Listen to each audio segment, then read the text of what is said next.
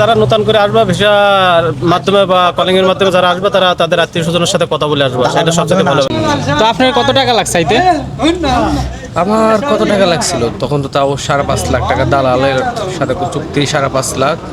আস্তে আস্তে তো 6 লাখ পড়ে গেছে সব মিলে। 6 লাখ করে। তারপরেও আমরা 6 থেকে 7 লক্ষ টাকা খরচা করি। ইন্ডিয়ার থেকে আপনার 1,05,000 থেকে 95,000 টাকার ভিতরে কমপ্লিট করতে পারতেছে।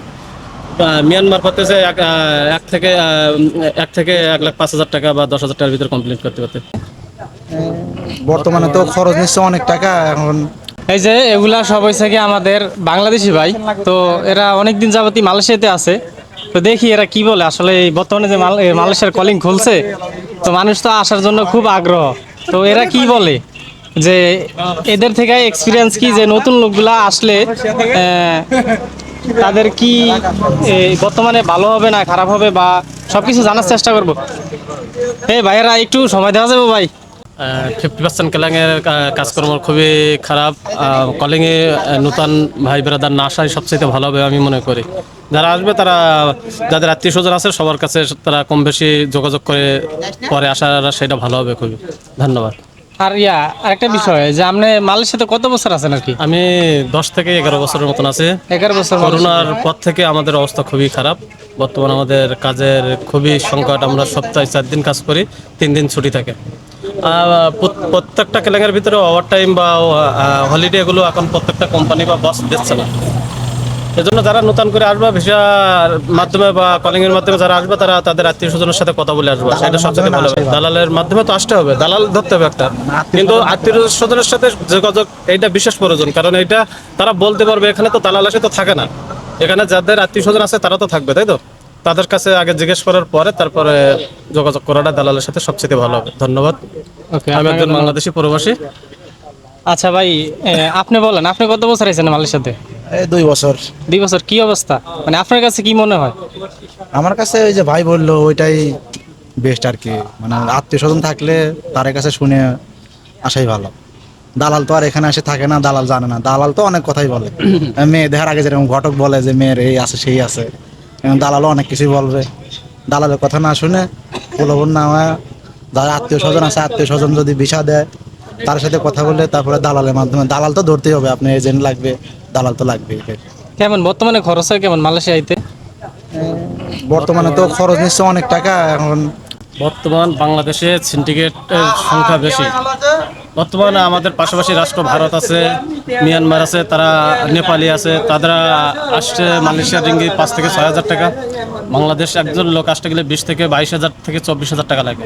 এই জন্য বাংলাদেশের সিন্ডিকেট বেশি, বাংলাদেশের দালাল বেশি। বাংলাদেশ সরকারের পক্ষ থেকে বলতো এই বিষয়টা সরকারের মাথায় নেওয়ার খুব গুরুত্বপূর্ণ একটা বিষয়, কারণ এটা রেমিটেন্স একটা যোদ্ধা, রেমিটেন্সের ইনকাম বাংলাদেশে অনেকগুলো গুরুত্বপূর্ণ কাজে লাগে। এই জন্য বাংলাদেশের থেকে আসতে গেলে মানুষ ভেবে চিন্তে আসতে হবে, সবকিছু জানাশোনার পরে আসতে হবে। একজন মানুষ 20 থেকে 25,000 টাকা খরচা করে যখন আসবে তখন 6 থেকে 6.5 থেকে 7 লাখ টাকা মতন পড়বে। সে 7 লাখ টাকা কত মাসে তুলবে বা কত বছরে তুলবে? এখন তো প্রত্যেকটা কোম্পানিতে কাজের খুবই সংকট। আচ্ছা, আরেকটা বিষয় ভাই, ওই যে আপনি যেহেতু 10 থেকে 11 বছর আগে আসছেন, তো তখন কত টাকা দিয়ে আসছিলেন? আমি মালয়েশিয়ায় প্রথমে যখন আসি তখন 3 লাখ 3.5 লাখ টাকার ভিতর আসি। আমার প্রথমে কাজ ছিল ফার্নিচার কোম্পানি, তখন আমার বেতন ছিল 24 টাকা, 8 ঘন্টা ডিউটি 24 টাকা। এখন আমার ভালোই আছে, বেসিক বেতন ভালোই আছে, কিন্তু ওভার টাইম হলিডে এগুলো নেই। আর তারপরে সপ্তাহে আগে একদিন ছুটি থাকতে এখন 3 দিন ছুটি। প্রত্যেকটা কোম্পানির এরকমই সমস্যা যাচ্ছে, তবে প্রত্যেকের আত্মীয় স্বজনের সাথে যোগাযোগ করে আসা সেটা সবথেকে ভালো হবে। তো ভাই আপনি আইছিলেন কত টাকা দিয়া মালয়েশিয়াতে যখন আসছিলেন আর কি 2 বছর আগে? আসছিলাম সেই সময় তো অনেক টাকা নিয়েছিল, 6 লাখ টাকা। 6 লাখ টাকা নেওয়ার পর আমি 2 বছর আসছি, 2 বছরে এখনো টাকা তুলতে পারি নাই। দুঃখের বিষয় এই অবস্থা। 2 বছর টাকা তুলতে পারি নাই। যেই আসুক বলবো যেই আসুক, সেজন্য তার আত্মীয় স্বজন যদি থাকে আত্মীয় স্বজনের সাথে যোগাযোগ করে আসতে হয়। নতুনভাবে একদম দালালের কথা বিশ্বাস করে কেউ যেন মালয়েশিয়া না আসে। আসলে কাজ মাছ সেরকম পাবেন না, সুবিধে সেরকম পাওয়া যাবে না। তো বড় ভাই, ভালো কথা ভাই, আরেকটা বলি ভাইয়া। হ্যাঁ বলো। সবচেয়ে ভালো কথা, যারা বিদেশ আসবা একবারে চলে আসবা, যারা বিয়ে করে বউ রেখে এভাবে আসবা না। বউ রেখে দুজন দুই প্রান্তে থাকা সবচেয়ে কষ্ট একটা জায়গা। এজন্য বলবো যে আসবা, সে চিন্তা ভাবনা করে আসবা। আর যদি বা আসো একটা বাচ্চা বা একটা মানে একটা বাচ্চা দিয়ে আসলে সেইটা সবচেয়ে ভালো হয়। সে বাচ্চাটার প্রতি তার ভালোবাসা বা সে বাচ্চাটা বড় করবে।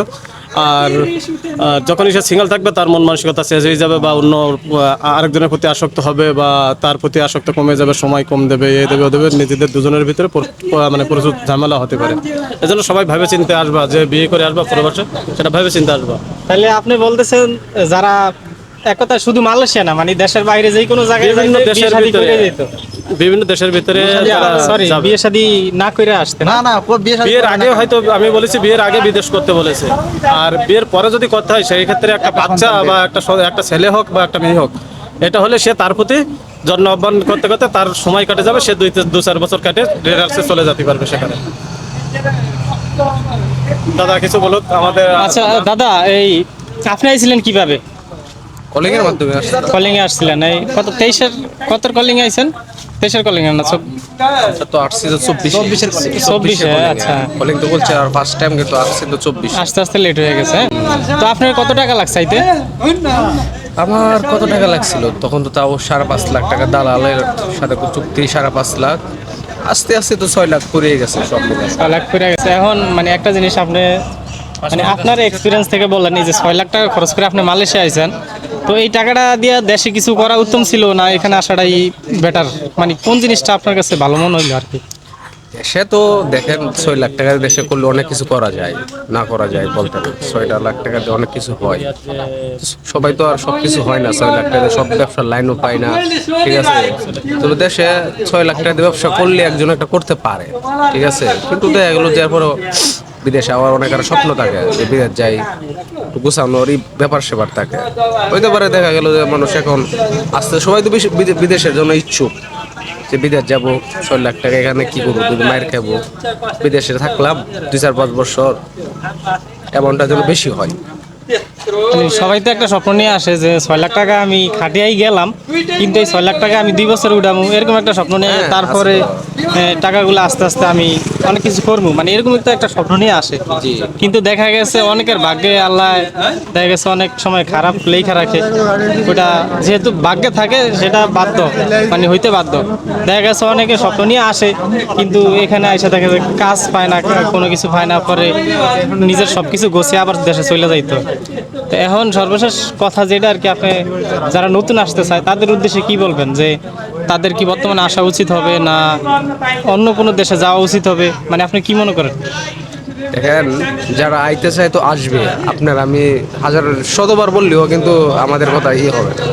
আসতে চাইলে আসুক, তবে ওরা যেন ভালো কোম্পানি যাই না, ভালো কাজের যে কাজে যাব সেটা যেন যাই না আসে, যে আমি এই কাজে যাব, এই কাজে যেন একটা এক্সপিরিয়েন্স থাকে, যে আমি এই কাজটা করব, এই কাজে যাইতেছে, আমার কিছু আইডিয়া থাকে। তো যে কাজে আসুক, দালালের লোকের কথা বললো যে আমি এই কাজে কোন কাজে যাব, যদি বলে এই কাজে আমি তোমার শিউর নিব, হ্যাঁ এই কাজটা ভালো মতন বুঝে শুনে এরপরে আসুক, এটা আসবেই। এটা শতবার না করলেও এটা কেউ শুনবে না, যে ওর আসার কাম আসবেই। আসলে যদি ভালো মতনে কাজটা ভালো জানে, সঠিক জানে, যে আমি এই কাজে যাচ্ছি, এই কোম্পানিতে যাচ্ছি, কিংবা এই কনেকটেশনের কাজে যাচ্ছি, যে এটা জানি শুনে যেন আসে। আইসে যেন না বলে সে দালাল আমার এটা বললাম, এটা দিছে না, এটা বললাম, ওইটা দিছে না। দালাল রে হুদাই অযথা ওদের দুইশে লাভ নেই। এটা নিজেরও কিছু হ্যাঁ, ব্যাপার একটা বিষয় কি, আমরা কিন্তু দালালের কাছে যাই, দালাল কিন্তু আমার কাছে আসে না, না। ঠিক আছে, কিন্তু আমরা আমাদের পেটের দায়ে কিন্তু আমরা যাই। হ্যাঁ, আপনি যে কথাটা বললেন দালালের কাছে আমরা যাই, দালাল আমাদের কাছে আসেন না। হ্যাঁ। আপনি তো একটা বাইরের রাষ্ট্র, যে কোনো একটা রাষ্ট্র, ইউরোপের বা এশিয়া মহাদেশের ভিতর যে কোনো বাইরে একটা রাষ্ট্রে যাবেন, সেক্ষেত্রে কিন্তু আপনার একটা মাধ্যমে যেতে হবে। অবশ্যই। মাধ্যমটা কিন্তু আপনাকে করে নিতে হবে, মাধ্যম কিন্তু দালাল যে আপনাকে করবে না। কারণ আগে যে কোনো একটা ব্যবসার ভিতর আগে লাভ করলে চিন্তা ভাবনা হবে না, আগে আপনাকে লস ধরতে হবে। তাহলে আপনি কিন্তু দালালের মাধ্যমে আপনি আসতেছেন, দালাল কিন্তু আপনার মাধ্যমে যাচ্ছে না। তাহলে আমি মানে যেটা বলতেছি বা আপনাদের বাসায় যেটা বুঝতেছি, আমরা যার মাধ্যমে আসি বা যাই, কিন্তু ওই মাধ্যমটা সঠিক হইতে হবে। হ্যাঁ, মাধ্যমটা সঠিক হইতে হবে এবং জানাশোনা হইতে হবে। সঠিক কিভাবে করবেন? দালাল বলতে তো দালাল যদি 95% কথা বলে, তাতে মনে করবেন 96% কথা মিথ্যা। দালালরা তো ব্যবসা করার লিগা এই অবস্থায় করে, কিন্তু সর্বশেষ আমি আপনি দেখেন, আরো একটা বিষয় আমি বলি, আমাদের বাংলাদেশ হাই কমিশনার পক্ষ থেকে আমাদের খুবই গুরুত্ব কমে যায়। কিন্তু আপনি দেখেন আমাদের মিয়ানমার কত মানে আমাদের নিচে আছে বা ইন্ডিয়া আমাদের ওপরে আছে, তাদের হাই কমিশনে দেখেন একটা যে কোনো একটা বিষয় নিয়ে আপনি যাবেন সঙ্গে সঙ্গে সেটেল করে দেওয়ার ইয়ে আছে। কিন্তু আমাদের হাই কমিশনের কাছে আমরা যদি কমপ্লেন করি বা তাদের জানাই, তারপরেও কিন্তু তারা আমাদের নজরে নেয় না। তারপরেও আমরা 6 থেকে 7 লক্ষ টাকা খরচা করি। ইন্ডিয়ার থেকে আপনার 1,05,000 থেকে 95,000 টাকার ভিতরে কমপ্লিট করতে পারতেছে। মিয়ানমার করতেছে 1 থেকে 1,05,000 টাকা বা 10,000 টাকার ভিতরে কমপ্লিট করতে পারতে। না, আমাদের রাষ্ট্র তো অনেক ভালো, বাংলাদেশ তো অনেক ভালো, কিন্তু বাংলাদেশ থেকে আমাদের 6 থেকে 7 লক্ষ টাকা কেন আসতে হবে? মিয়ানমার থেকে 1,10,000 দিয়ে আইতেছে, পাকিস্তান থেকেও 1,10,000-20,000 টাকা দিয়ে আইতেছে। তারপরে আপনার আরো একটা বিষয় দেখেন, আমরা কলকাতা থেকে দুবাই যাচ্ছি, এটা হলো ভাড়া আসে বাংলা টাকা 25,000 টাকা, কিন্তু একই ক্ষেত্রে আমরা বাংলাদেশ থেকে দুবাই যাচ্ছি, এখানে 49,000 টাকা আসতেছে আপনার বিমান ভাড়া। এই অবস্থা। দেখেন এখানে সিন্ডিকেটের কতটা মানে ইয়ে আছে, যোগাযোগ ক্ষেত্রে আমরা কতটা পিছিয়ে আছে। তো সর্বশেষ আমি যেটাই বলবো, মানে যারা আসতে চান তারা অবশ্য যেই কোনো মাধ্যমে আসেন, কারো না কারো মাধ্যম তো লাগবেই, কিন্তু আপনারা জেনে শুনে যে মানে ভালো একজন মানুষ ধরে আসার চেষ্টা করবেন, তাহলে হয়তো আপনাদের ভবিষ্যৎটা ভালো হবে। তা না হইলে ভাই দুঃখের কোনো শেষ নাই। ঠিক আছে, তো সবাই ভালো থাকবেন, সুস্থ থাকবেন, দেখা হবে নতুন কোনো ভিডিওতে, নতুন কোনো জায়গায়, নতুন কোনো টপিক নিয়ে। আসসালামু আলাইকুম।